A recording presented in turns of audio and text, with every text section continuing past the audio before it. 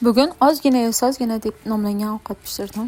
Bu ovqatim uchun menga kerak bo'ldi karam, ozroq go'sht, bitta pomidor, bitta bolgarskiy, sabzi, kartoshka, piyoz, yog' kerak bo'ldi.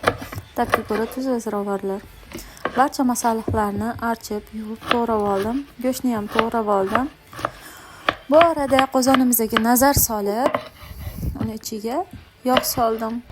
Tagiga o't yoqdim. Qizim 1,5 yashar qizim kelib oyog'imga osildi.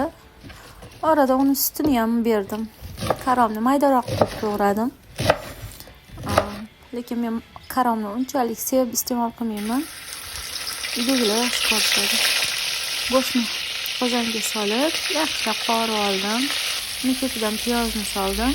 Shunday qilib ketma-ket masalliqlarni soldim. Barchasini qovurib, ustidan suv solib, damlab qo'ydim. Aytgancha tuz va ziravorlar ham soldim. Ajoyib taomimiz tayyor bo'ldi. Yeysan, yana deysan. Yoqimli ishtaha.